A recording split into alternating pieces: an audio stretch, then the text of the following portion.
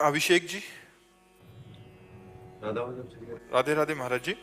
महाराज जी, मेहनत और भाग्य में कौन सबसे बड़ा है?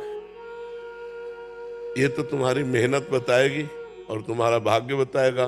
अगर प्रारब्ध पीछे का बहुत जोर का है तो तुम्हारी मेहनत कितनी भी जोर की हो सफल नहीं हो सकती। अगर प्रारब्ध कमजोर और मेहनत जोर की है तो प्रारब्ध को रौंद के निकल जाएगा, लेकिन वो मेहनत होगा भजन। जो प्रारब्ध को रौंद सके वो होगा भगवान का भजन। नहीं तो प्रारब्ध को मिटाने के लिए प्राकृतिक कर्मों के द्वारा प्रारब्ध नहीं मिटाया जा सकता। वो सच्चिदानंद भगवान की आराधना करके प्रारब्ध मिटाया जा सकता है। नहीं तो प्रारब्ध इतना बलवान होता है कि कोई देखो कितना भी पढ़ा लिखा हो, ग्रेजुएट है, नौकरी के लिए घूम रहा है, हर जगह असफल हो जाता है। उसका प्रारब्ध बहुत जोरदार है जो उसको गिरा रहा है। एक आदमी है कि मंद बुद्धि का है, कोई प्रयास नहीं है, लेकिन उसका प्रारब्ध बहुत जोरदार है। वो प्रारब्ध का अच्छा प्रारब्ध है तो उसका भोग कर रहा है। इस समय वो गलत चल रहा है लेकिन उसकी उन्नति हो रही, क्योंकि उसका प्रारब्ध पुण्य जोरदार है और वो बहुत अच्छा चल रहा है, धर्म से चल रहा है, लेकिन उसका प्रारब्ध गिरा हुआ है तो उसको बार बार गिरा देता है। तो ऐसे प्रारब्ध को कंट्रोल करने के लिए तपस्या साधना, इसके सिवा नहीं हो सकता।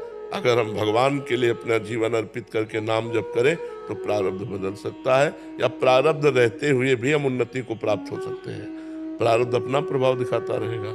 जैसे दोनों किडनी फेल है लेकिन हमें आनंद है क्योंकि हम भगवान की शरण में हैं, भगवान का नाम जप करते हैं, तो हमें कोई इसकी चिंता नहीं। तो हमारी जो आर्थिक व्यवस्था चाहिए वो भी हो रही है, जो परमार्थिक चाहिए वो भी हो रही, तो हमें कोई चिंता नहीं है।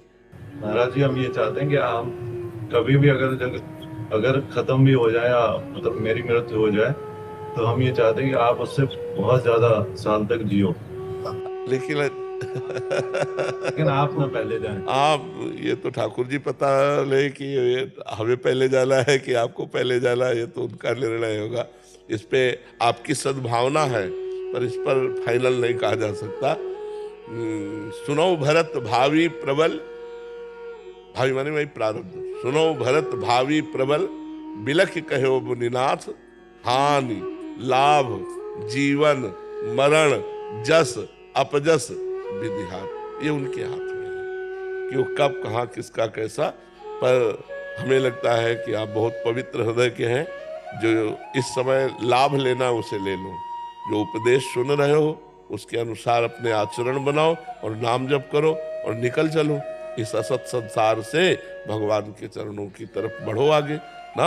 हाँ, संत संग का यही फल है कि संसार का असत संग त्याग करके भगवान की प्राप्ति कर ली जाए। साधु समागम का यही फल है कि हमें भगवान प्यारे लगने लगे, उनका नाम प्रिय लगने लगे, गंदे आचरणों से घृणा होने लगे, तो समझो संत समागम हुआ है। तो बड़ा सुंदर भाव आपका है, इस भाव का लाभ लो, भगवान का नाम जप करो और जीवन को पवित्र बना लो। जीवन को अपवित्र ना होने पावे, कलंकित ना होने पावे, कोई ऐसे गंदे कार्य न हो जिससे खुद जलो और अपने प्रियजनों को जलना